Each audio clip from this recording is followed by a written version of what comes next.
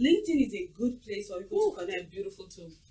But I find that students struggle. Yes. That's one. And then two, just being, you said something that I thought was very important, like speaking up. A closed mouth doesn't get fed. I'm never going to forget that.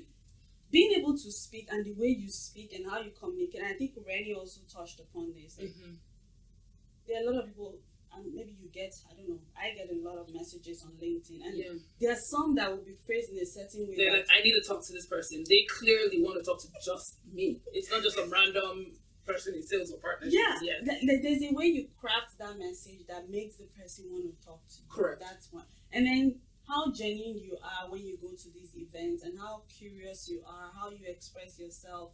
It all makes it different as 100%. to would that person remember you the next time. 100%. And chances are, if you attend one event, you attend two, you're likely going to be seeing the same people over and over again. Hey. And like, I saw you at this event. And then it's funny because when you say hey to somebody and someone else is looking at, oh, you know that person, you've just built social capital. That person that knows that person doesn't know you. Exactly. It's just people behavior, yes. And this is not just for working professionals. Correct. Students should